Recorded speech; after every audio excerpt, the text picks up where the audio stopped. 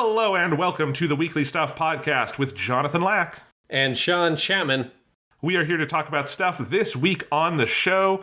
It is such a big week for video game launches. We want to talk first impressions of Marvel's Spider-Man 2 and Nintendo's Super Mario Bros. Wonder. Such a big week for video game releases. There's a new Sonic game out that we don't have time to play, which makes me sad. I don't know why Sega decided to tank their own game that way. I would like to play it eventually, but those are the two we're going to give you some first impressions on. Before we get to talking about those very exciting video games, couple pieces of housekeeping.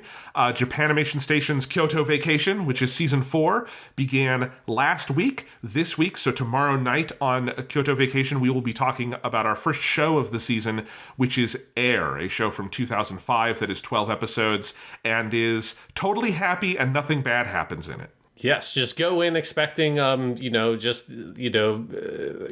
and rainbows. No depression, nothing else in it. It's just, happy fun times.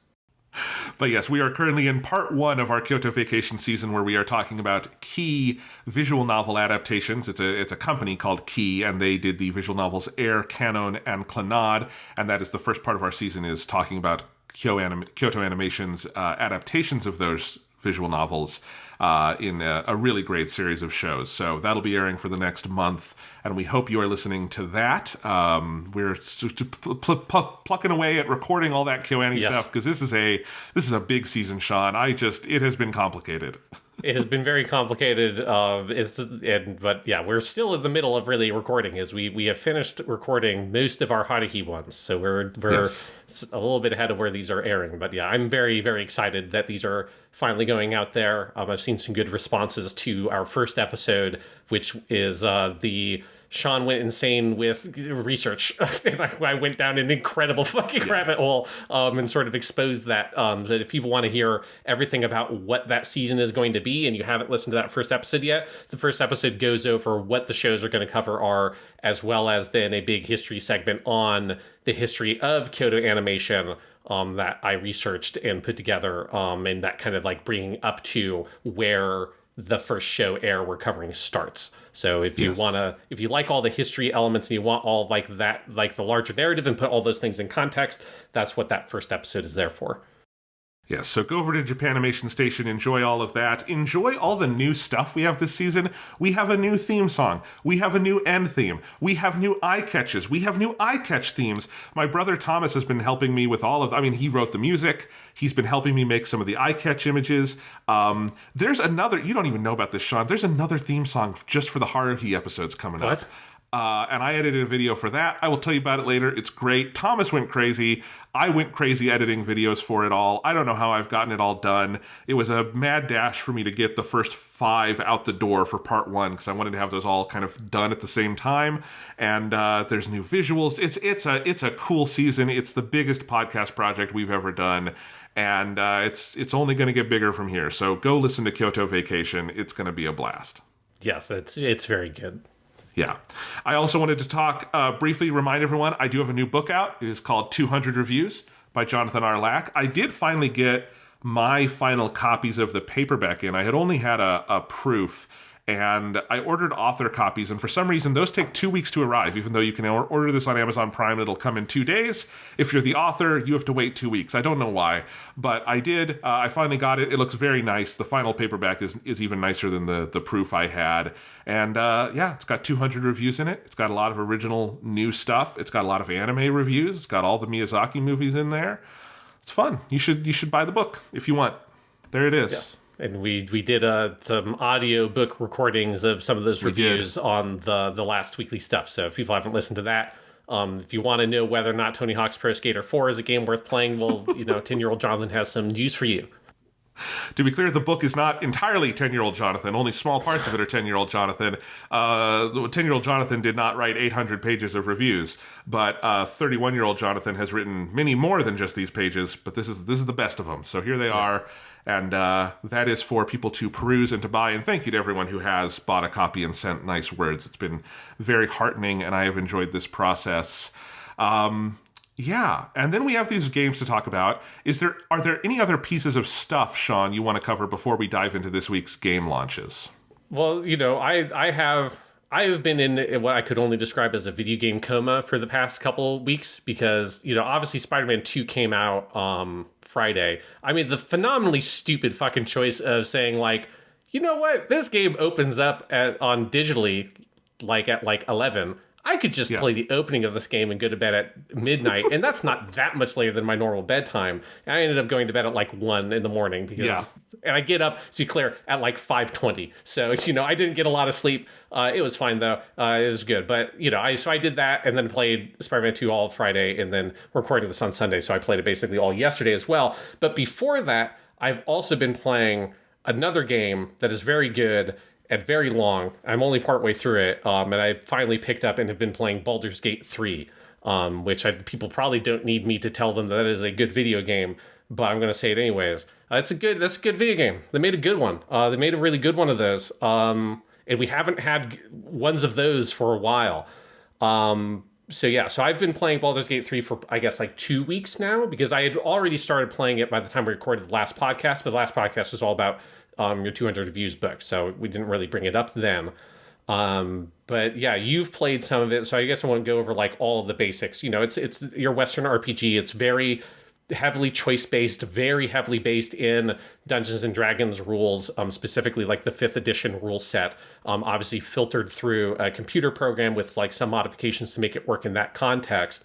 But it is just an incredibly fun game to play, especially because I just feel like we have not gotten lots of games at this budget size with this level of production values in this genre in a long time. This used to be much more common in the Xbox 360 era, the PS2, Xbox 360 in terms of on consoles. Obviously, these games have always been on PC to a certain extent.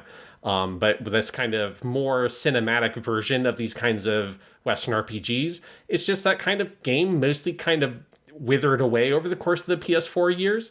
And it's so fun to come here with Baldur's Gate 3 and just get something that is so rich in the way that it allows the player to express themselves and how they build their character and how they explore and sort of express themselves in the world through that kind of very traditional RPG style mechanics. And it makes me kind of constantly weep while I'm playing the game for BioWare, because BioWare used to do this. This used to be the game that this is what BioWare should have done with Dragon Age instead of what they ended up doing. Because if you look at what Dragon Age Origins was, and if you really liked Dragon Age Origins specifically, and you never kind of got into Dragon Age 2 or Inquisition as much, this feels like if BioWare had turned left when they turned right at Dragon Age Origins, and they ended up leaning into the cinematic RPG stuff and going away from the more sort of clunky but very involved choice-based mechanics that Dragon Age Origins had, you would arrive at a Baldur's Gate 3. Obviously, that tradition also, Dragon Age Origins, comes from them trying to do a game that brought back some of the systems from Baldur's Gate 1 and 2,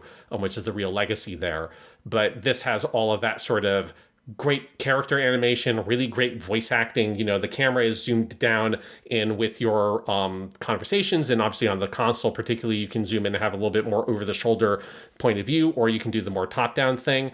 But it's so fun to be able to play a game like this that has all of the sort of production values of a more modern cinematic big 3D video game that's not just top-down, you're totally removed from the action like the old Baldur's Gate, but retain all of the cool mechanical stuff those games did and push it further. There is a real there's a real sense of similarity to me in terms of the fundamental design philosophy between this game and the modern Zelda games, although I prefer this over the Zelda games.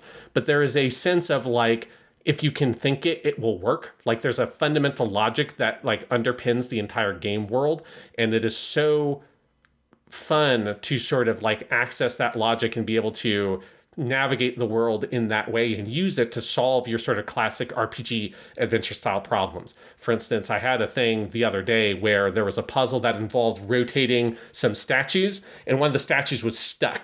And your character, when you went up to activate it, would do a strength roll.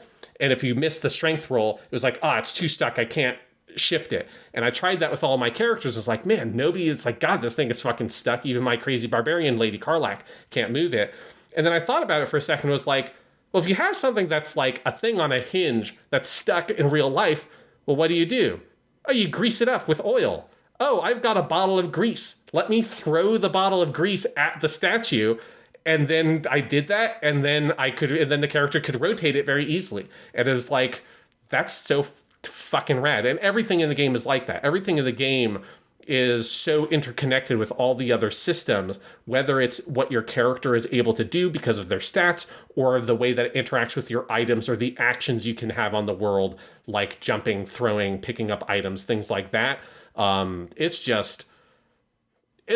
fucking really good game.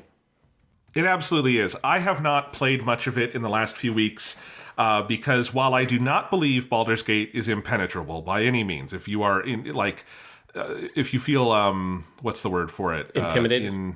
Intimidated by it, don't feel too intimidated. It is complicated, not impenetrable, but it is a complicated game, and I have not had the brain space for it in a couple of weeks. I was finishing the book. I've been doing podcast editing, all the things I was telling you about. I just finished up a dissertation chapter last week, and so I had not been in the brain space to play a game that complicated. What I needed, I had been playing a lot of just the Mercenaries mode in Resident Evil 4 when I was sitting down to play a game, because I just, like, my gaming moments over the last couple weeks had been sitting down, exhausted, turning on a podcast, and needing to do something to just, like, focus my energy in one direction.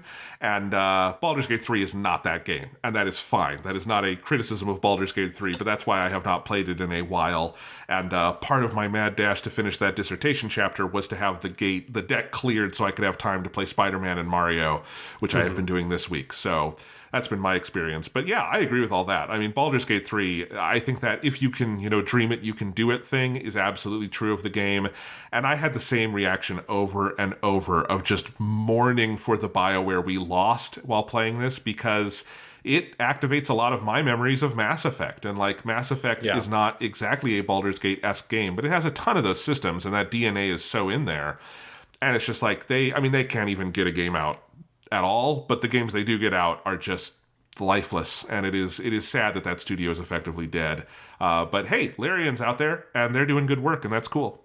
Yeah, there's just so much amazing stuff in the game. Like, because where I'm at right now, I'm in an area called the Shadowlands. I think I'm about to go to the Moonrise Towers, more or less. That's where I left off, so we got to the same point. Yeah, so I just have been talking with the character Jaheira, who's the character that is from Baldur's Gate 1 and 2. Which is cool. So, I've been kind of palling around with some of those people in the Shadowlands. And yeah, there's just so much cool stuff.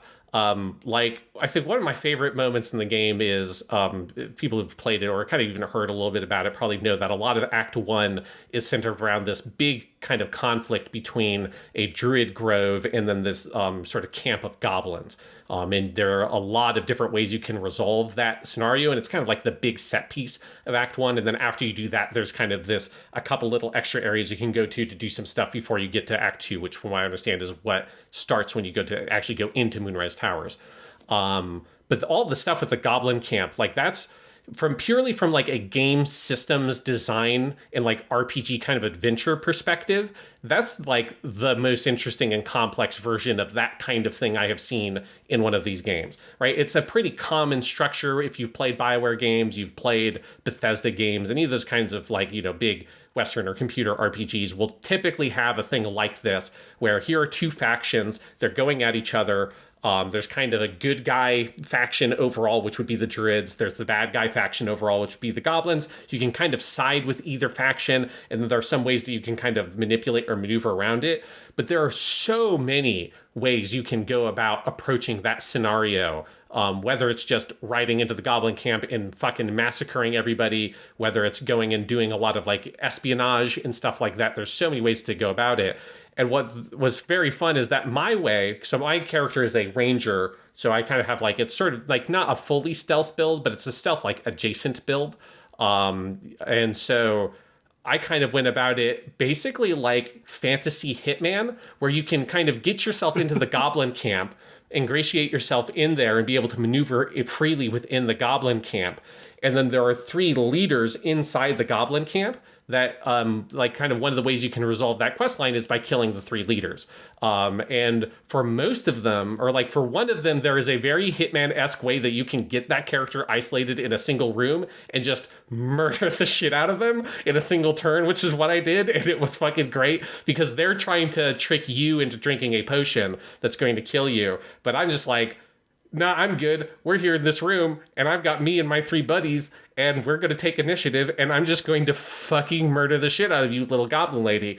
And then the other ones, you can't necessarily get them totally isolated in that Hitman way, or at least I didn't figure out if there was a way to, but you can set things up. You can place like gunpowder barrels on the ground and shit like that to be able to kill those enemies very quickly if they're not sort of like immediately hostile to you. And that scenario was so fun to just go in there, sneak around, manipulate the situation, bring people off to like side rooms, murder them horribly, and then just sort of take out the goblin leaders. And then once the goblin leaders are dead, all the other people in there are just normal goblins. So then I just massacred all of them anyways, and I just went through and just killed all the goblins and leveled up like twice. It's just you can get a lot of experience if you decide to kill motherfuckers need some killing. And that whole scenario was incredibly fun because you also the whole time you're seeing all the other pathways you could go, right? You're seeing all the other ways you could approach that scenario. Like one of them is you can engineer the conflict to have the goblins go attack the druid grove, but at that point you could either help the goblins or basically trick the goblins into thinking you're going to help them and then really lure them into a fight that they're going to lose. But yeah, it's that shit has all been phenomenal. And then in terms of the storytelling stuff, like, I don't know if, like, for me, the main story is, like, you know, it's not as good as, say, something like The Witcher 3, which is able to have a very focused, like, we've got a much more designed protagonist, so they're able to write the main questline stuff in a much more focused way. Here, all the kind of, like, more main questline and that sort of, like, you know, and a lot of the side quests as well. That stuff's more there as like a vehicle for your RPG stuff. So it's much more written like a Dungeons and Dragons campaign. So it doesn't, you know, if you're trying to compare it to something like The Witcher 3, I don't think the writing is as interesting in that way because it's more there to give scenarios for you to adventure and roleplay your character, which is a little bit different. But there have been a lot of moments with the side characters, like your party members, that I think they do a really good job with. And there's been some writing there, particularly around the character Lae'zel, which I had a lot of interesting stuff with. Jonathan, did you do all the stuff with the Githyanki Kresh in that whole I don't know side any quest? of these words. Who's Lae'zel? Maybe I just didn't Lae'zel find is the this character. Githyanki lady. She kind of looks like an orc with the big I don't pointy... think She's the first character you meet when you're on the Nautiloid vessel. Oh, yeah, no, I never found her. Yeah. What? No, I learned this later on after I had stopped playing a little bit. Because, yes, you meet her on the vessel. I never went back. I don't know. Where do you get her? I never found her. She is in the big area where the Druid Grove and all that stuff is. There's a pathway off to the side where she has been captured by I forget what they're called, but like the tieflings. That's it. She's been captured by some of the tieflings, and you can like let her go. Obviously, the nature of the game is that like you could abandon or kill all of your party members if you wanted to, or never find them, or when you find them, you could just choose to kill them if you're a bastard. Or like, you know, Gale, the mage, is like trapped in a rock or whatever he teleported into, and you could just say, fuck this dude, and just leave him there if you want. I've been with Shadowheart, Ride or Die. She's my girl. I love her. I love her stories. That's who I've been playing with. No, Lae'zel. I realized this later on because I was like looking at the icon on the PlayStation. I'm like, oh no, I know that character. Why haven't I found her yet? Where is she? And then I looked it up, and I did go back there, and she wasn't there anymore. So she might be dead. I don't know. Interesting. Yeah. So that's because Lae'zel is like my sort of like right-hand lady, I guess. Like, she's like the character. She's a fighter, so I kind of always have her with me. And then that's like more or less the character I think I'm going down the romance path with, because she's the Githyanki. Those are, you know, this race that were once enslaved by the Mind Flayers, or the Ithalids as they call them, or the Illithids, and then they like freed themselves. This is like in the distant past, and so she's like very closely tied to a lot of the stuff that's going on with the Mind Flayers. So she feels like a character that's meant to be like pretty central to like that in the way that, like, if you're writing this as like a movie or a TV show, this would be the character that your main character would romance, because she's the one who's like connected to some part of the main storyline in that way. And she also is kind of Klingon-esque in terms of the culture of the Githyanki. It's kind of a warrior culture thing. But there's this whole, well, since you don't have her, I'll just go ahead and spoil. This is like a little bit of a spoiler for early on in her quest line. Probably my favorite piece of writing is there's this whole quest line where you go she wants to get purified from the mind flayer parasite, which is a thing that all of your characters have been infected with, sort of serves as the main sort of inciting incident as the plot. And you want to go get these things out of your head before you get turned into a mind flayer, and then slowly start to realize that there's a lot more going on there and that they are not normal parasites. But she wants to get purified, so she wants to go find Githyanki Kresh, which is basically like a camp with her people, to go, because they deal with mind flayer shit, they should purify you. And through the process of that, you slowly start to realize that there is no purification, that the Githyanki just kill the people who have been infected, and that they have been really sort of like, they're the victims of this propaganda from this like queen that is the queen of the Githyanki, and they've all been sort of basically duped into this warrior culture to be good, sort of unquestioning fighters for this queen's cause. But really, she's a tyrant, and Lae'zel at first is a kind of a true believer of all that. And as you go through this Githyanki Kresh quest line, she slowly starts to realize and gets exposed to the fact that a lot of what she was brought up to believe is wrong, or at the very least has been twisted in such a way to kind of control and manipulate her. And then eventually it hits a breaking point where the queen gives you a sort of mandate to go do a certain thing. And you realize that whether you choose to do the thing or not, the queen is going to have you killed, because she doesn't want to have people around knowing what's going on with these mind flayer parasites, or could find out about it.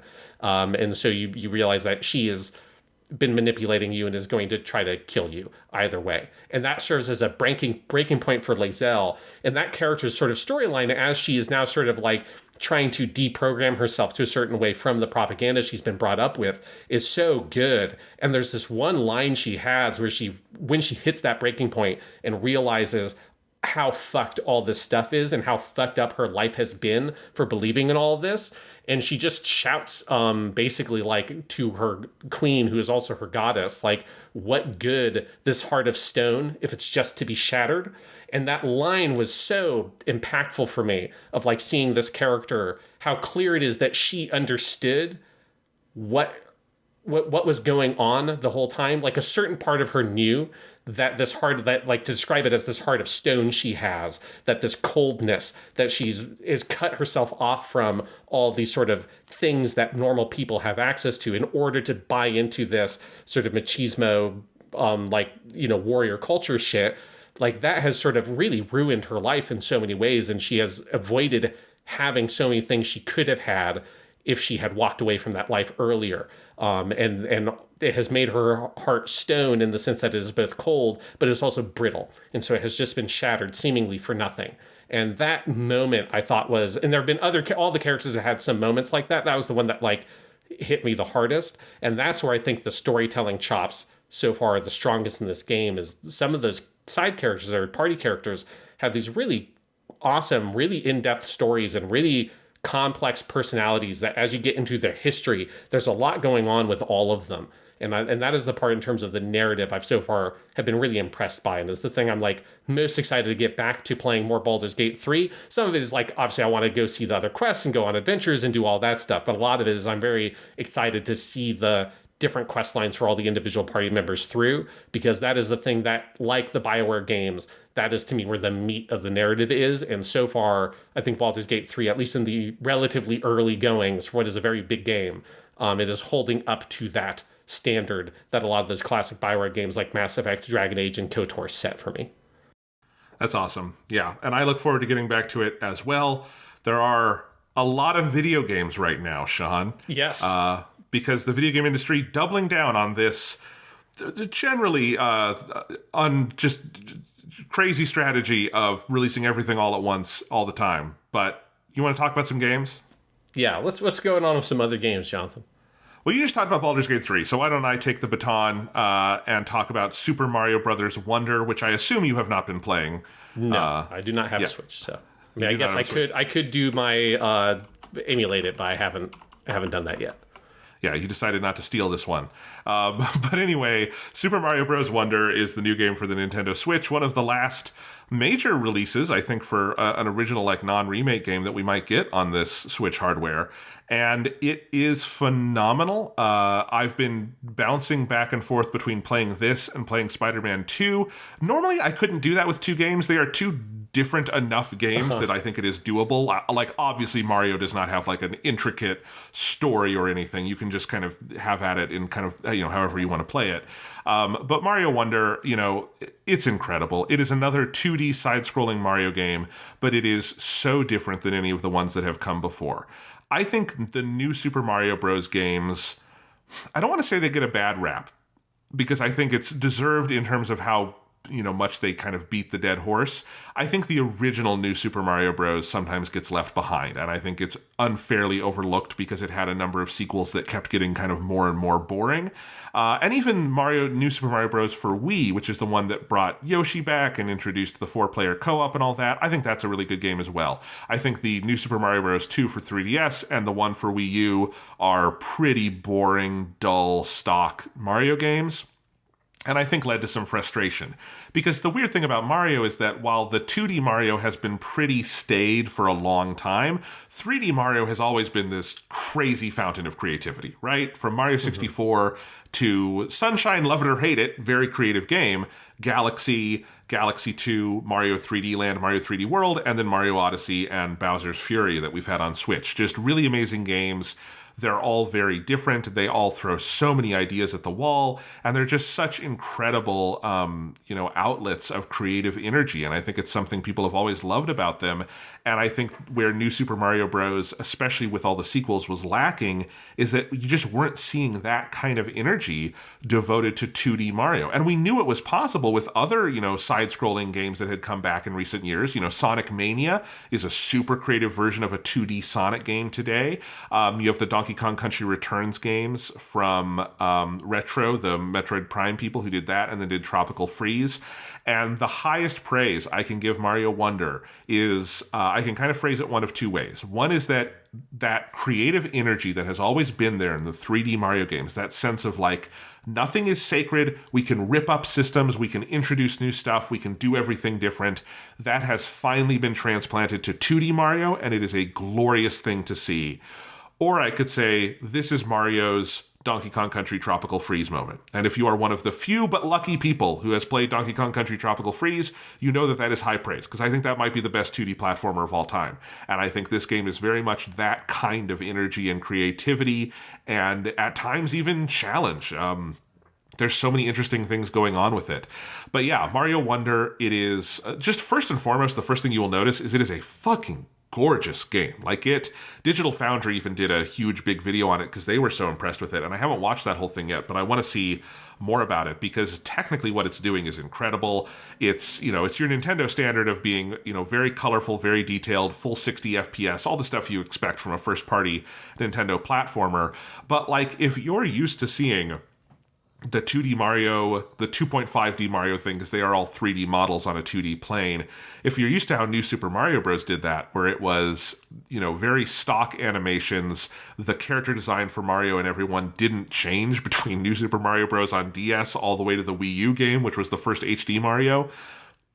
It's all been completely redesigned from the ground up here, and it is extremely impressive. Everyone's character model is fairly different from what you've seen in the past. You can play as whatever fucking character you want. This is a pretty big change as well. So you have just open access, and you can change at any time on the world map between Mario, Luigi, two versions of Toad, Peach and Daisy and Toadette. And then there are also, for the if you want to have kids play with you and not take damage, that's what the Yoshis and Nabbit are there for.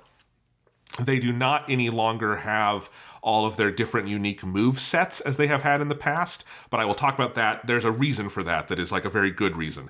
So they are mostly a palette swap, but you do get all of the unique characters and their voices and everything. Their character designs are new. The sheer number of animations on everyone, from Mario to Peach to just Daisy, Luigi, everyone is there's so much animation going on in their face and their body language. When Luigi is running, he gets this, really intense, the eyebrows go down and you get intense Luigi, kind of he has been memed in recent years, is there. Mario, just transforming from little Mario up to when he gets the super mushroom to when he gets Elephant Mario or any of the new transformations, the level of detail on the animation as he transforms is more than you've ever seen before. All of the characters in the environment have this too. So the Goombas or the Koopas or any of the enemies react much more dynamically. If you are jumping and you're going to jump on a Goomba, the Goomba will look up and like open its mouth in horror, and you will jump on it. It sees its death before it comes Yes. for it. You get a look at the terror and the mayhem you are inflicting on these poor creatures before you extinguish what Yes. little life they have left. So the characters just have so much personality, so much life. The world has so much life and personality. And I do also just want to shout out that, there's been all the news about that we do have a new Mario and Luigi voice actor. And I'm forgetting the name. It's Kevin Afghani is the new name, is the new voice of Mario and Luigi. And he's great. That is one thing just to say, if you were worried at all about the transition from Charles Martinet, the way I would describe it is it's kind of like Kermit on the Muppets when you went from like Jim Henson to Steve Whitmire. You can tell it is a different person, but it sounds like Kermit. And here it is, you can tell it is not Charles Martinet, but there's no point where I have been shaken out of the game and gone, that's not Mario or that's not Luigi. It's a very good performance. He sounds great. I'm going to be very curious when we get the remakes that are coming up, like Mario RPG and the Thousand Year Door. One, I'm curious, is it going to be Kevin Afghani in those, or did Charles Martinet record any of this ahead of time? Are they going to be using old voice lines for Thousand Year Door? Because that's a only 20-year-old game. We'll see when those come out, but those will have obviously a lot. Does Mario have any voice lines in Paper Mario or Thousand Year Door? He would in combat and stuff like that. He would have all the little gesticulations, wouldn't he? I guess he does. Yeah. In my head, Mario, and I played a lot more Paper Mario than Thousand Year Door, but in my head, Yeah. And that obviously was an N64 game, so it would be even less likely to have voice samples if you could avoid it. I just remember Mario being totally silent. Yeah, and maybe I'm wrong. Maybe I'm misremembering that. But we'll see. Well, I'm just curious to see, because you would generally in the RPG games you would hear more of Mario than you do in the platformers. So we'll see. But anyway, Kevin Afghani, very good. Mario is in good hands. That's nice to see. So the presentation of the game is so animated and beautiful and vibrant. And then on a gameplay level, it really is that 3D Mario effect. Like, to compare it to another Mario game, I think the one this feels most like to me, not in terms of how it plays, but in terms of how varied everything is Mario Galaxy or Galaxy 2. There is just so much variety between levels. There's so much invention. There are so many unique gameplay gimmicks going on within levels. And then there's an overall structure to it that is just extremely compelling, because, Mario for a while in 3D or 2D iterations has had the structure of a level has a certain number of kind of collectibles and coins and things to get. But I think this game really hits that balance of there's the basic challenge of getting from point A to B in the level. And that's probably what like the kids are going to focus on most. But if you want the greater challenge, if you want the greater involvement, every level has three big purple coins to get. And it has at least one or more wonder seeds, which are sort of your main currency for progressing through the game. And it will also record whether or not you got to the top of the flagpole at the end. So you want to check off all of those boxes, and it is just incredibly rewarding to go through and do all that, because this is absolutely the kind of game that wants and expects you to explore and poke around every corner. A little thing they've done that I think is very telling is they've gotten rid of the timer. There is no longer a clock counting down how much time you have in the level. All the new Super Mario Bros. Games kept that. The 3D Mario games have never really had it. Except I think 3D Land and World do something like that. But they've completely gotten rid of a timer element. There are still lives, there are still game overs, but you can spend as much time as you want in the level, which I think really encourages you to poke around, look for things, and it is the kind of game where wherever you poke at the game, it will poke back. There is always something there for you. If you have a little instinct like, I think I could do a certain jump here to get up on that pipe, even though I don't see anything up there, it's above the boundary of the screen, I think I can get up there, and there will be something up there for you. And maybe it's not the biggest reward in the world every time, but it will always be something that you can then go use. It'll be coins, it'll be purple coins, which are the currency that allows you to buy things out at the shops. There'll be something there for you, and sometimes there'll be something really fun and surprising. Like on the overworld, there's a lot of little points where like, oh shit, there was a whole level over here I didn't know about, and you can go find. And it's really incredible on that level.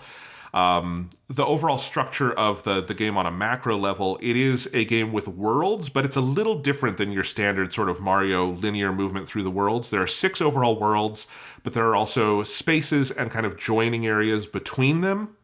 Within the worlds, you can kind of speed run it and kind of skip through and not play everything to completion.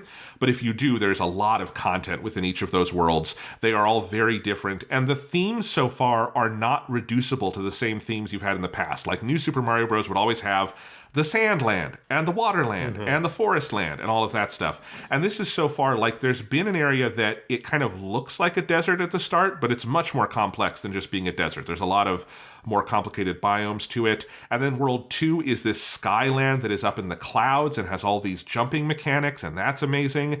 And I have not gotten to... I finished World 2. I have not started World 3 yet. So that is how much I have played. But all of that is incredible. The basic gameplay is just so tight and responsive and fluid.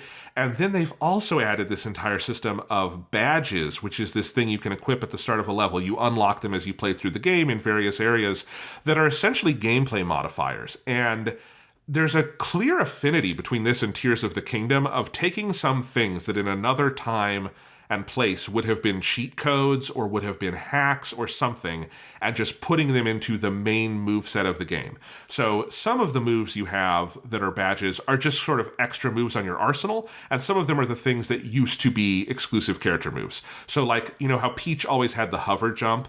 There is one of the badges is basically you can hold onto your hat and you can hover with it, but now everybody can do that. So it is one of the badges. So everyone can do it, but you have to pick it as your badge, and you can't use the other badge moves. Or Luigi's flutter jump is one of those. So those are all there. And those are your sort of standard like moveset things you pick from. But then there's also like basically putting on cheats like every enemy will explode into coins when you kill them and get more coins. Or we're going to add extra blocks into the level that might unlock different routes through the level for you. Or there's one I got earlier. There's 3 categories of badge, and I've only had one in this last category. That is, you are just constantly bouncing. You can't really walk. You just bounce every step, and that's kind of fun. And then there are all these challenge levels built around the various badges, and that's where there's some like real challenge that kind of reminds me of some of the stuff in the Donkey Kong Country games, the Donkey Kong Country Returns games, of like really kind of amping up the challenge on you if you want to go for it, and that's very fun. The package of this game is just incredible so far. It's so creative, it's so beautiful, it's so fluid to play. There's surprises around every turn. And it really does feel like a from the bottom up, from the ground up rethinking of what 2D Mario is and can be today. And it's incredible. It is absolutely Nintendo at their best. It is so cool to see them doing this with Mario. If you were at all worried, like, the Switch is near the end of its lifespan, is this kind of a lower effort game to kind of fill out? No, this is a full... absolutely a, triple A Nintendo release. This is up there with Tears of the Kingdom. This is up there with Mario Odyssey. This is one of the absolute marquee titles of the Switch so far. And for me, it's an absolute Game of the Year contender already. You all know how much I love Mario, and it is so cool. And I love 2D Mario. I've always wanted 2D Mario to have its 3D Mario moment, because it is it's a fundamentally different thing. It's a different way of thinking about game design. It does not... 3D Mario scratches many itches for me, but it doesn't scratch the particular itch that, Mario 3 or Mario World do. And I feel like we've finally gotten, like, the jump from, Mario to Mario 64, that kind of jump from Mario World to this. And it's incredible. I couldn't be loving it anymore. Yeah, it seems like a really great game. Like I watched the Digital Foundry video, which people should really check out, even if you're not going to, like I'm not a platformer guy, so I'm not going to go play this game necessarily, but it is far more appealing from the outside in, and it's a game I like admire in a way that I don't necessarily the new Super Mario Brothers games. And John Linneman is the one who did the Digital Foundry video, and his videos are always great.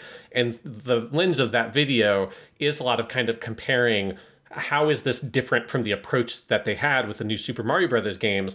And it really, I think it in the comparison, I think it shines the light on why, looking, at least for me, looking from the outside in, the new Super Mario Brothers games were always extremely unappealing to me. I don't think they look very interesting. I don't like watching videos of people playing it. Like, it's just like, I think the music in those games was always just very sort of like dull. Like, again, I haven't played them. So it's like, this is all just sort of like looking from the outside and consuming it in media and things like that. But those games just were always just seemed kind of to me. Whereas Super Mario Brothers Wonder like, I'm not necessarily going to go out to play the game, but looking at it is cool. And like seeing people talk about it and seeing clips of it, I'm like, yes, that looks cool. That looks well made. That looks like very creative and inventive. And it's a lot of like stuff like, I think for me, the thing that like most defines it, the smallest thing, is the jump animation.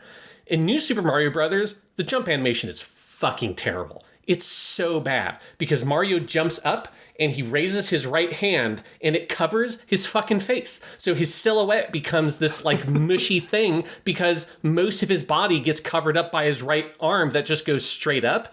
And it's like Super Mario Wonder or Super Mario Brothers Wonder. They should have just called it Super Mario Wonder. That Brothers kind of hurts the flow of the title a lot. But in Super Mario Brothers Wonder, Mario jumps up and they've tried to replicate the key posing of 2D Mario. So it's like if he's facing to the right, it'll be his left hand that goes up. So it goes behind his body. His right arm goes back and then his legs stick out. Like if you picture Mario jumping on like a Mario box art or something, the kind of pose he usually takes, because that gives a really clear, good 2D silhouette. It's a really strong key pose. That's really easy to identify. It's got a lot of springiness to it and it jumps up as he extends his arm out and then spreads his body out to get that extra reach.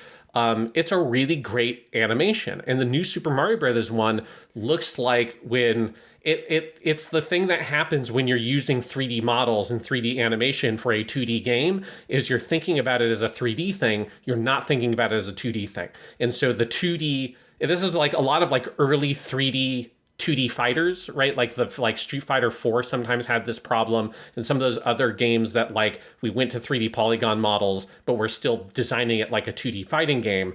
There was a big learning curve that a lot of studios went through where their animations looked like fucking garbage because they looked fine in the abstract as a 3D animation, but when you've locked in the camera to this like one 2D view, it's like you really need strong 2D silhouettes for that to read well. And it's like it's very easy for those 3D animations to break some of those rules because you have to like, a lot of times you have to cheat the model, right? If you just leave the 3D model as is, it's not always designed to look great from a profile view 100% of the time.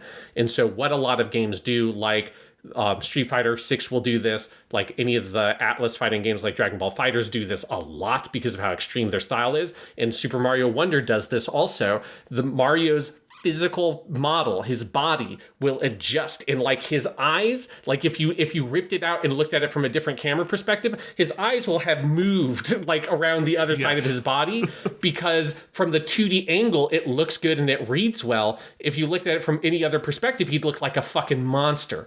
And the new Super Mario games seemed like they wanted to preserve the integrity of that model, partially because that's just how normal 3D animation works. And it's like most tools aren't made to have the bodies and the rigs deform in unnatural ways. And that's something that 2D animation can do because you just have to make the fucking frames with your sprites or whatever it is anyway. So it doesn't matter. You're interpreting that model and how you're representing it in every single frame. Here, you're having the computer create the frames of animation data based on the 3D character model you've already created. It's just like Super Mario Wonder. It feels like they have approached this as like, yes, we are using 3D models, but we're trying to use the 3D models to replicate all the things that 2D does extremely well. It's just that most modern game dev tools, and there are certain things about 3D that is more convenient, but they're thinking about how to creatively fit that into a 2D template. And that's like, it's just makes looking at the game really fun, and it makes the game look exciting and appealing, even as someone who's not a big platformer guy. In fact, looking at this game, the thing it reminds me the most of is Rayman Origins and Rayman Legends, which aren't necessarily 3D, but like that has that sense of creativity and color and expressiveness of like a cool 2D HD platformer game.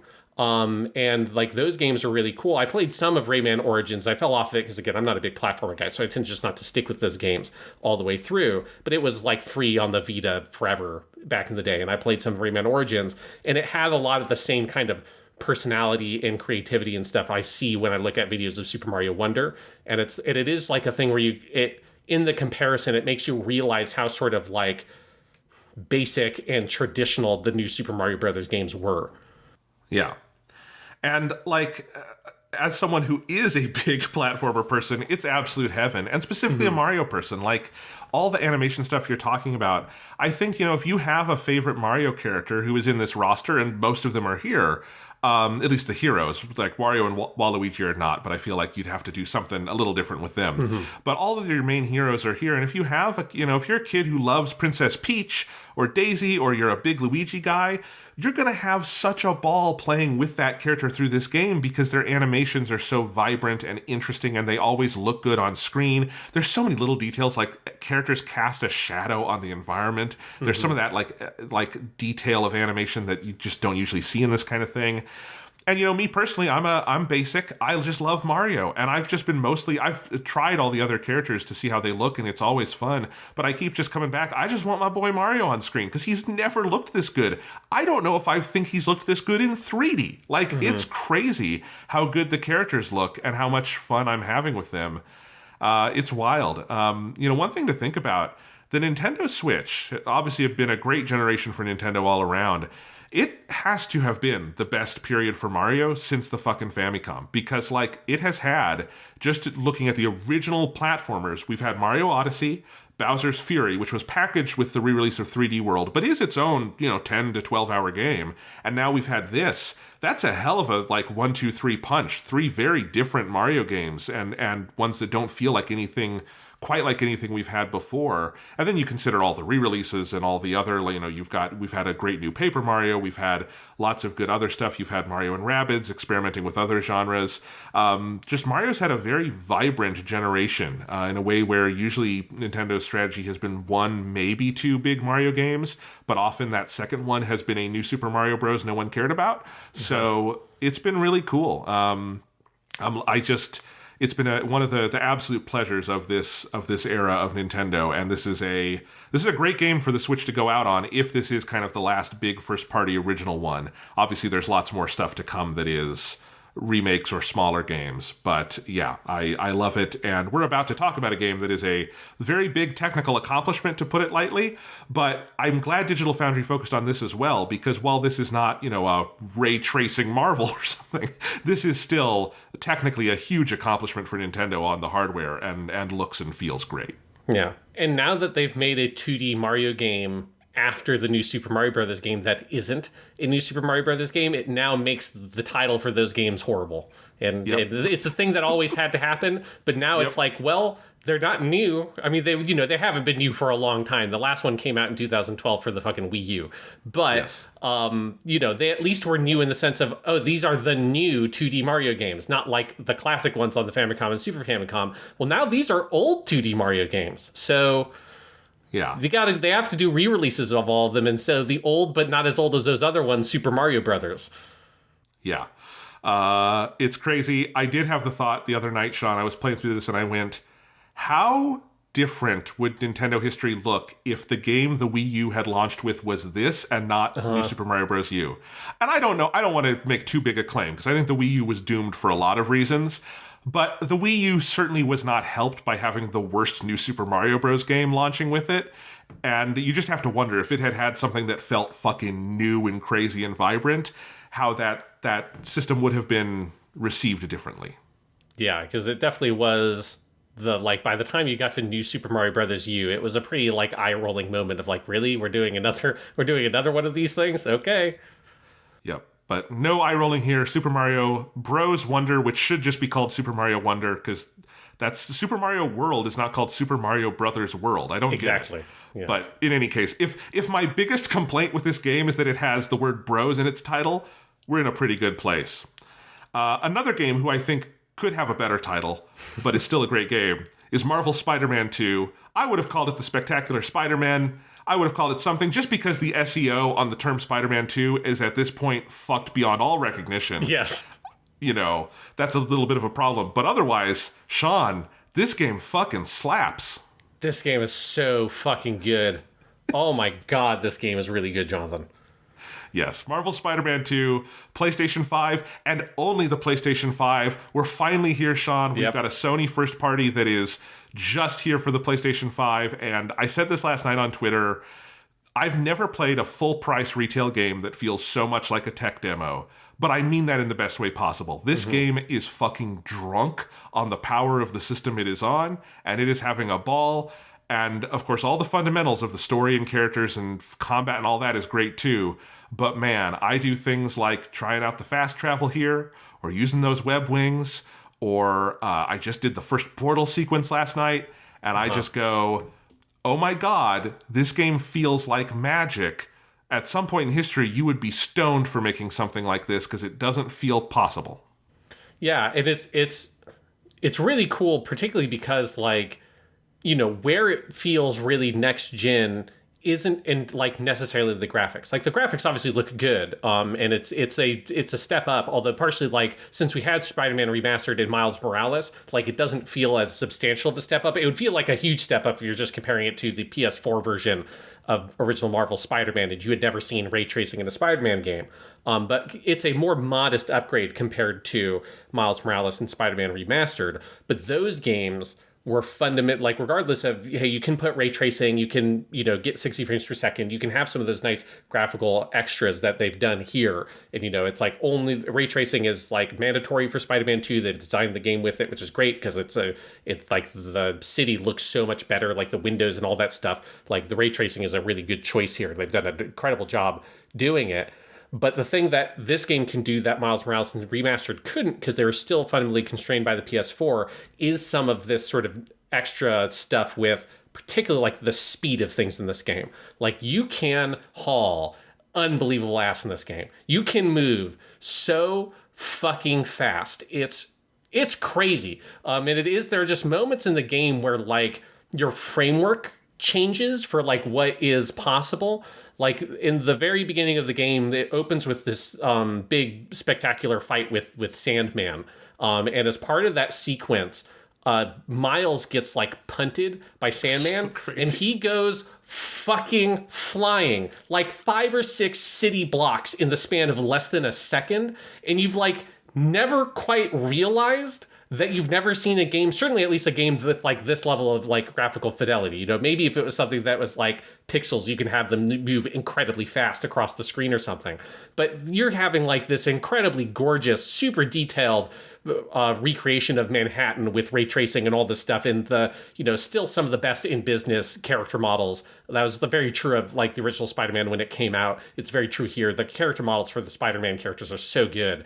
And watching that character move through the world with that speed, with like no tricks, and it's, you know, you're coming out of a gameplay sequence where you're just controlling the character. He gets hit, he goes flying, and then it ends with you getting control of the character again once he goes back in at Sandman. So, you know, it's all, you know, it's in engine. It's a brief moment. But the speed with which you're able to move across that city, whether it's in video game terms, in terms of playing it, or it's in terms of things they're able to do with the camera in certain cinematics, it's mind-blowing. Because honestly, like the camera moves through the city. You haven't seen shots like that in a video game. You haven't seen shots like that in live action either, because you couldn't physically move a camera. Like the camera would break. Like a drone wouldn't be able to move this fucking fast with some of the shots they do. Like there are some shots they do sometimes in the cutscenes where they will have the camera be on Miles, and he'll be like, I wonder what Peter's up to. He'll text Peter. The camera will detach from Miles, go flying halfway through Manhattan, arrive at Peter, again, within like a second, at a speed with which no camera would be able to move in real life. You'd have to speed the footage up and hope there's not a car in there that's going like Benny Hill speeds or something in the shot in order to do it. Some of that stuff about the game's just sort of technical execution. It is a way that it's like, it breaks your brain because you've never thought about the fact that you've never seen a game do this before. You've never realized some of the constraints that games have been on until you have seen them be broken in this game. And this is what I mean by, you know, feeling next gen. I think we have been conditioned over the last couple generations where it's all been about sort of resolution and maybe frame rate, although honestly on the 360 and PS4 generations, you were mostly just talking about 30 FPS. And so we've been just talking about like graphics looking nicer. And that's nothing to sneeze at. Graphics looking nicer is great. If you go back and look at Red Dead Redemption 1 and then look at Red Dead Redemption 2, it's crazy how much better that got, right? But is Red Dead Redemption 2 fundamentally on a design level doing things that couldn't be imagined in Red Dead Redemption 1? For the most part, not, right? It is about looking nicer and having the presentation and stuff like that. And so I think we're conditioned to think in those terms. And there are, on the PS5, probably a couple of games that you could say look, quote unquote, better than Spider-Man 2. You know, Demon's Souls probably has more detail in its texture, and Final Fantasy 16 has some absolute craziness, and I think its character models are more detailed and stuff like that. But then you add in all of this crazy speed you're talking about. You have the sequence with the portals where it doesn't even have those brief interstitial moments that Ratchet and Clank Rift Apart just 2 years ago had. Mm-hmm. You know, you're talking about the way they do fast travel here, which is just pick literally any point on the map and be there instantaneously, and it feels like a magic trick, even compared to the fast travel in Final Fantasy 16, which didn't have a load screen. It's faster than that. Yeah, and or when you switch characters between Peter or Miles, and, you know, you don't have to do the GTA 5, doom, doom, doom, zoom all the way out, wait for 30 seconds, camera moves, dung, dung, dung, go in. Yes. It's like you hold down square for half a second, it fades to black, it fades back in, and you're, oh, I was by the Empire State Building, now I'm at fucking Peter's house in Queens, and he's like texting MJ or something, and you just go swinging away. Yeah, it's crazy. So this is all stuff that, like, could not be imagined when they made Spider. You could imagine it, but you couldn't do it. Just you could do it. You just have like a minute-long loading screen, which is what that 2018 game had. But like, there are fundamentally things they couldn't do, like the speed and the web wings, and I think some of those things just, you would have to have a game that can move through the city that fast. And then add on top of all of that this has universal ray tracing and full 60 FPS.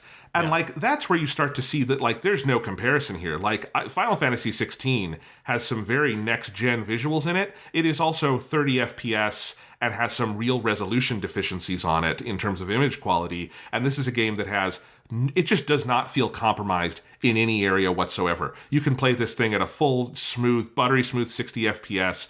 The ray tracing is baked in. The resolution is high.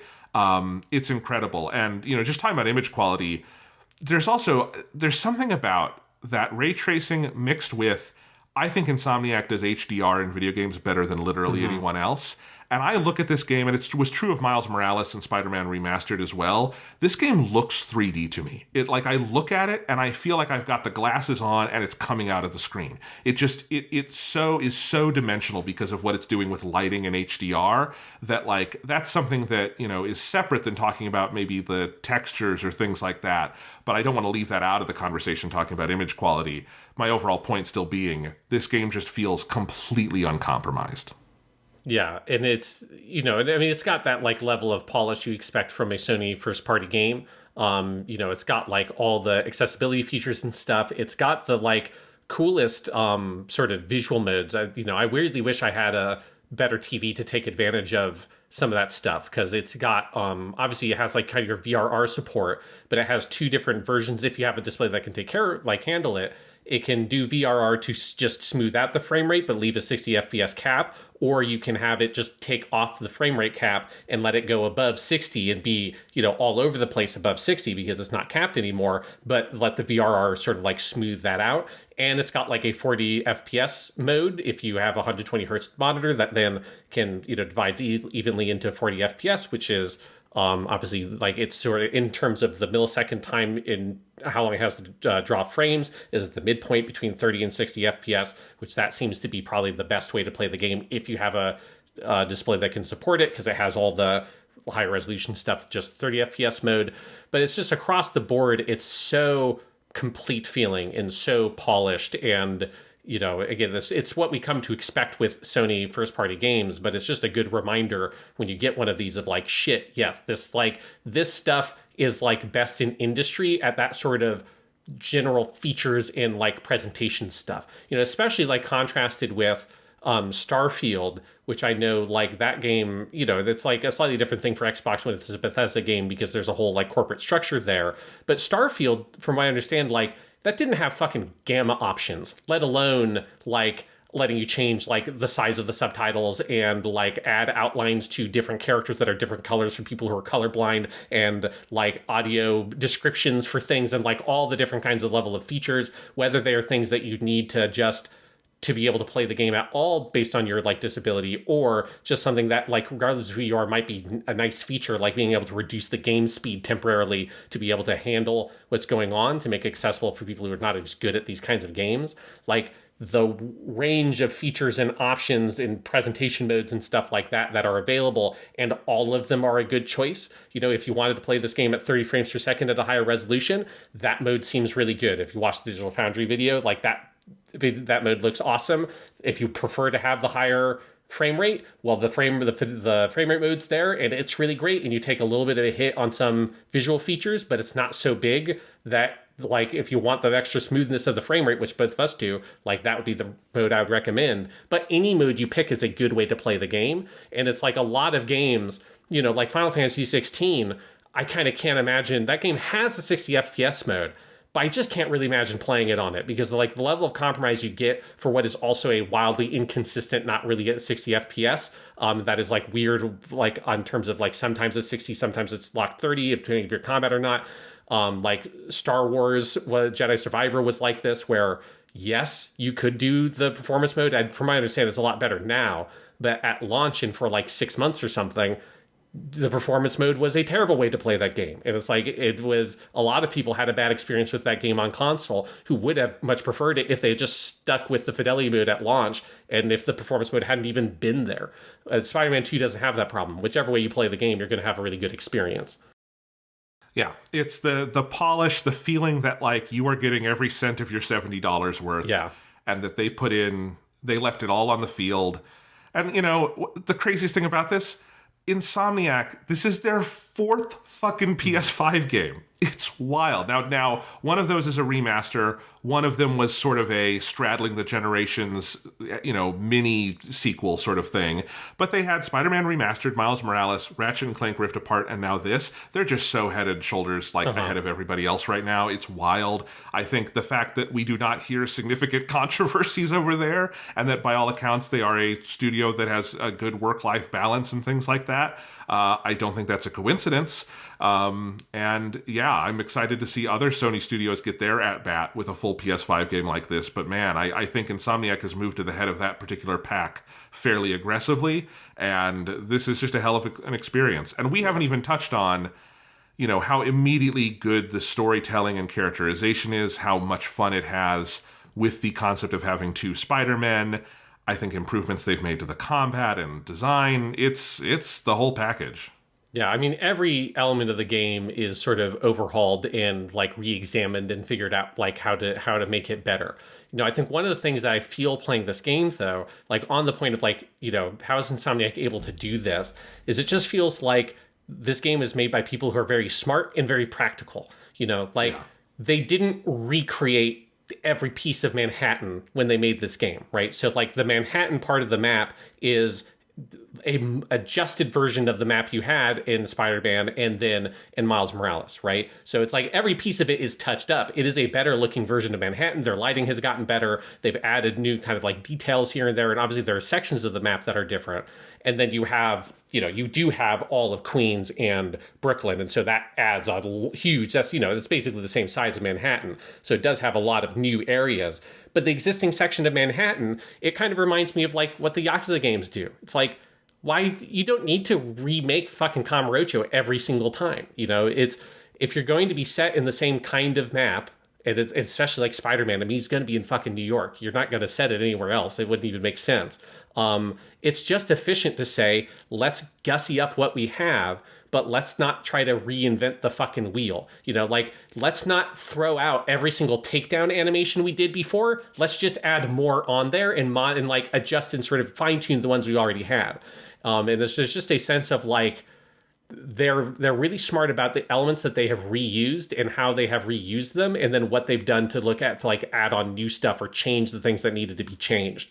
But it's something that like, it's such a smarter way to design these kinds of games compared to like, you know, the reason why you only get one Rockstar game every fucking 8 years is that it feels like they throw away every single thing they did with the last game that they made. And they're like, well, shit, now let's just like, we're going to a completely new location. We're going to do like completely new systems, mechanics, and all that stuff is going to be completely redone. And there's something that can be cool about that, but it also means that it's like 8 years until you get another game from that studio. And it's really cool to have this game, which is a great sequel, while it's also a smart sequel that knows what to do with its original material to make it a practical thing that can be out a couple of years after Miles Morales was released.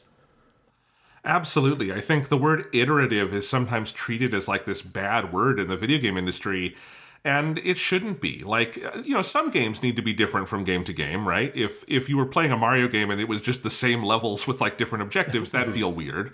But I think with Spider-Man, like, nothing that needed improving was about like the map of New York, right? Yeah. Like, that's not what needed to be new. Like, if I want a Spider-Man sequel, and I've seen the complaint of like, it's not a new map. I'm like, do you want him to go to fucking Paris? Like, what? It's Spider-Man. He's your friendly neighborhood Spider-Man. He lives in New York. I'm sorry. That's the story. I just want him to be in New York. And the things I want is I want a new story, and I want some new enemies, and I want the combat tightened up in some ways. And I want some new experiences there. I want to be able to move around the map differently than I did before. And all of that is great. And so this is an iterative sequel, but it's one that feels like an absolute revelation to me. It feels extremely tightened. It feels very smart in where they've made the cuts. I immediately pumped up the difficulty to the highest one available. Spectacular, and it has not gotten like super hard yet, but I will say it has been consistently just incredibly engaging and rewarding to play with the combat. And initially I kind of looked at the ways they'd simplified it. I don't know if simplified is the right word. They've definitely streamlined it though. Yeah.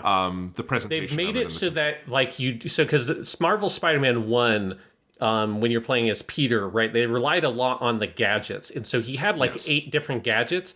And so if you play Marvel Spider-Man 1, you're constantly stopping combat to go into that radial menu to pick a different gadget, especially if you're playing on the harder difficulties where you really need to do that to survive and use all the gadgets you have. And that's fun, but it stops the pace of the combat a lot. And so in Miles Morales, they had a kind of half measure where it's like, okay, we have a gadget menu, but they reduced it to he has 4 gadgets. And instead, to make up for that and to have complexity in the combat, they gave him his suite of Venom abilities, which you just you do on the fly with button combinations. Now what they've done is they've gotten rid of the gadget wheel entirely.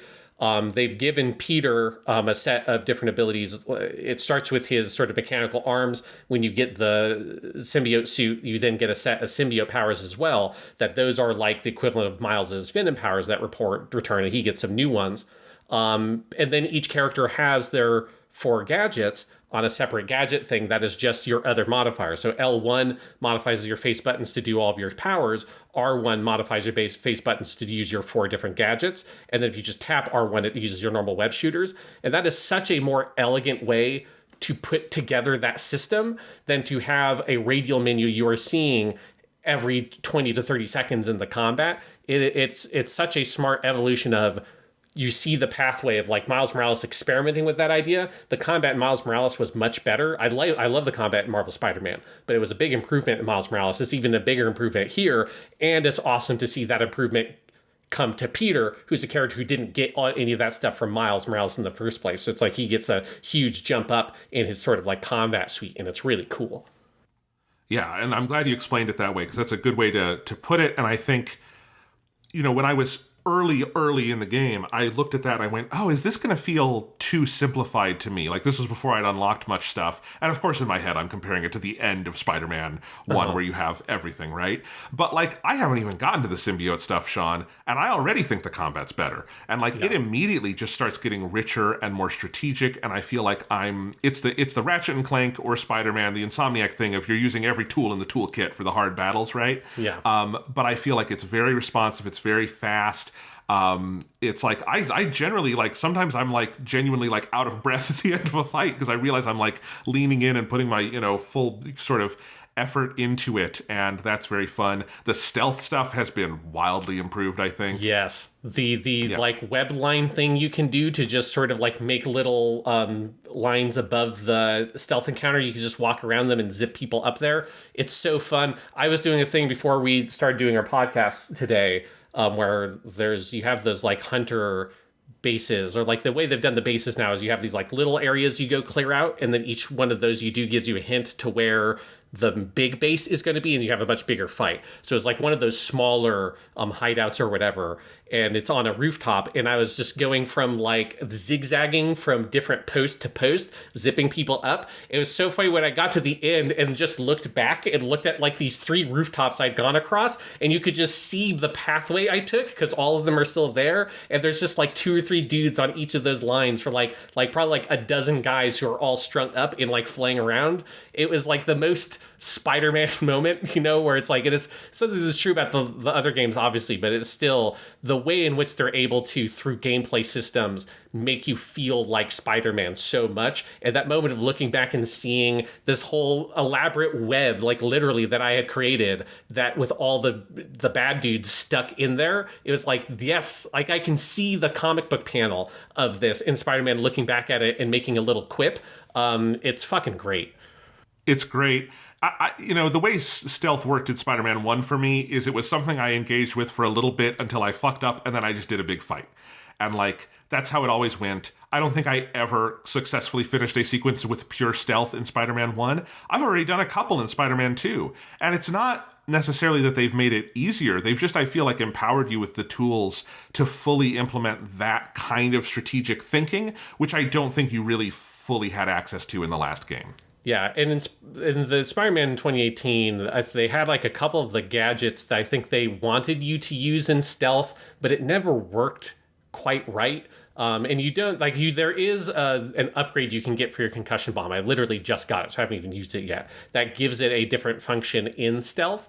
I haven't tried it yet, but it just kind of feels like they're a little bit more realistic in designing the stealth systems here of like, it's not a stealth game. It's got some stealth sequences, so it's like, it feels like they're not trying to overcomplicate it. And so giving you that web line tool is something where it just leans into the fundamental sort of stealth takedown mechanic that was already there that worked well and allows you to be more creative in how you approach those scenarios. And I think that was just like a smarter way to go rather than trying to complicate the stealth a lot by adding in 3 more stealth gadgets or something like that, which would just overcomplicated things. Yeah, absolutely. Another thing I have to talk about, because it's my favorite thing about these games, and they have not disappointed me, is the suits. They're all great. I never do this. I sprung for the $10 more expensive digital deluxe version. And you know why I did it? It's because I was looking through the list of extra suits they gave you, and Miles has a tokusatsu suit that makes him look like a Super Sentai hero. And it is my favorite suit in this game so far, because not only does he look like a cool tokusatsu hero, all the lights on it are real fucking glowing lights that as the game gets darker, because this game does like what the last one did, if you kind of move through times of day, he's just glowing out in the streets. It's amazing. Amazing. Yeah. I love it. I got the Scarlet Spider suit for Peter earlier. I've been rocking that. It's my joy. It's been the thing about superhero games that I love since Arkham City started playing around with that way back when, and I feel like the Insomniac Spider-Mans do such a good job with it, and I am in love with the suits. Yeah, and I love for most of them, it seems to be all of them other than the movie suits, which I kind of understand why, because those are like real things. But for all the like video game suits, or like most of the ones pulled from the comics, you can unlock color variants. So each one has 4 color variants, and some of those are really cool. Like there's some for Peter that like replaces the blue on his costume with black, which looks really good. And it kind of looks like sometimes the comics are kind of colored that way, where it's supposed to be blue, but it's such a dark blue, it kind of comes off as like black when it actually went through the printing process. So that like ends up looking really nice. There's a version of his suit from the first game, right? So both Miles and Peter have like updated versions of their sort of video game original suits, which I think both the updated versions look better than the originals. Particularly Miles, I like the shade of black they went for. It's a lot darker in his suit, and it looks really good. But Peter, you can get his 2018 suit, but make it black. And that looks fucking awesome. Like the whole thing is just black other than his white spider. So it basically looks like the symbiote suit style. And when you do get the symbiote suit, it looks so fucking good. I'm so excited. It's so great that they made the right choice in just holding off on it entirely and not putting a version of it in the first game, even as like a optional unlockable for purely aesthetic reasons. Because obviously it was like, it's the most iconic Spider-Man suit other than the original Spider-Man suit. So it's like a notable absence in that 2018 game, but wanting to hold off on it for story purposes made sense. And once you get it here, if you're a big fan of the Spider-Man comics and the way that that suit looks, it just looks so fucking good. And when you're crawling around, like, because that whole thing I was just talking about of me stealthing around that base at night, I was wearing the black suit too. So it's I'm so excited. Because it's also fucking Kraven is the main villain. We'll talk about the story stuff in a second, but it's like, there's what is it? Kraven's Last Hunt is which, even Kraven's not even in that story for a lot of it. It's more of his family. But there's a big sequence with Spider-Man getting into the black suit in that. And it feels like it's not an adaptation of that story in any way, but it is like pulling some of the aesthetic choices from the art from that comic, which looks fucking great. And the way the black suit was drawn in there, it just looks so good. And yeah, I'm just with you on the suit stuff across the board. It looks amazing. My favorite one for Peter, speaking of those palette swaps, is his classic suit, which is the one that is like sort of your like basic comic book accurate Spider-Man. There's one that is, they just replaced the blue with black. That is one of the best Spider-Man suits I have ever seen. It's even better than, I liked the one they did in Far From Home where they gave Peter the kind of black instead of blue. Yeah. This is a better version of that. It looks good, but they're all fun to experiment with. I don't know if we want to say too much about the story yet because we've been recording for a long time today. This is not our first podcast of the day, and we will certainly do a future podcast to talk about the entire story. But let's just say, you and I have been wanting a Kraven the Hunter focused Spider-Man experience for a while. It delivers. It's so good. Yeah, the guy, I don't even know who it is, but the guy who plays Kraven, let me look it up real quick because he's so good. Jim Perry is a guy I don't know. I haven't seen anything else he's in. He's in like some other games like Red Dead Redemption 2 and Days Gone and stuff. But he is so fucking good as Kraven. You just get some stuff with him in the game where it feels like they're very much doing their own take on him. Like and I don't know what his whole deal is yet, but they're sort of doing a slightly different take on him overall. But the fundamental execution of him being, he is a hunter, so it's like he is very cunning and he's very intelligent and he's very methodical about going about what he's trying to do. And so far, it's he's basically hunting down different supervillains, and that intersects with Peter and Miles, right? And early on in the story, Mr. Negative gets let loose as a thing related to what Kraven is doing, and that's kind of Miles' side of the story is trying to deal with that and the fact that that Mr. Negative killed his dad in the first game, so he's kind of dealing with the emotional fallout of that. But those two sides of the game, Kraven going about the city doing what he is doing, and Peter and Miles trying to investigate it, all while having to deal with the fallout of these different villains who are being targeted, and Miles having to deal with the issues related to his feelings connected to Mr. Negative and the residual trauma from having lost his father in the first game. Like, all that stuff is so well written, and it's such a great way of pulling in very specific influences and pieces from the comic books and some of the movies while doing what is fundamentally a video game original story with video game original interpretations of each of these characters. Very much the same way that Marvel Spider-Man did with how they did Doc Ock and stuff like that. You can see the influences, you can see where they're pulling from, but the end result is something that feels very particular to the game, and I love it. And if you like the storytelling in Spider-Man and Miles Morales, like, it is just as good, if not better, in this game so far. I also just have to say, I find it very funny. They wound up doing the same thing as the Amazing Spider-Man movies of not having Harry Osborn in the first one, but then having him in the second. But where the Amazing Spider-Man movies did that in the absolute clumsiest way I've ever seen any movie do anything, it's so well integrated here. Because Harry he existed in the universe in the 2018 game. We just didn't see him. But now he is back in the story, and all the stuff between him and Peter and then MJ there, just like it doesn't feel like they've retconned this character in. It feels like there's a life there. Yeah. And that's true of everyone. I was reminded immediately how much I love Miles' whole side of the story and his cast and his family. All of that's so cool. But yeah, look, when we played Spider-Man 1, we went, oh, they're doing the Miles thing. And then we got Miles and it was perfect. And then we're like, we're going to get a sequel where they're both together, right? And it's absolutely delivering on everything you wanted it to deliver on. And I want to finish this podcast so I can go play more. Yes. Yeah, absolutely. I mean, you feel the style of storytelling and like some of the themes they had in Miles Morales is continued in his side of the game, and then a lot of the stuff you saw in the original Spider-Man is more continued in Peter's side, and they kind of, come together and come apart, at least so far where I'm at. And I think they have done, with so far of what I've played, they have done an incredible job of balancing those two stories, making both characters feel full. Like, it doesn't feel like Peter is the main Spider-Man or Miles is the main one. Like, they feel like they're fully equal co-protagonists with, like, kind of pursuing their own stories that are different reflections, because both of them are in different ways dealing with tragedies and trauma and guilt and grief, but grief that is older, right? Because it's happened a year ago. Like, spoilers for the original Spider-Man game, but Aunt May dies at the end of that game, right? Miles' dad dies like the midpoint of that game, and that grief is now older, but it's like a year old. So it's not like none of them have really gotten over it. And so it's about seeing these two people in such different places in their life. Peter, who is an adult, and Miles, who's a kid who's moving into adulthood, and the ways that those two characters, who come from very different communities and have different backgrounds and are different stages in their emotional development, like, they approach that problem very differently, and neither of them are approaching it in a way I think is particularly healthy. And it's like that. Obviously, I'm still in like that first half of the story or so I don't know how all that will resolve. But so far, that's kind of my read on what the story is doing, and I think it's doing it incredibly well. And like you, Jonathan, I am very anxious to just get back and play more of this game. All right. Well, I think that wraps it up for today. We will be back in the weeks to come to talk about all of this and more. Make sure to listen to Japanimation Station's Kyoto Vacation, where lots of good stuff is going down. And go play some video games. It's a good time. It is a very good time to be playing video games.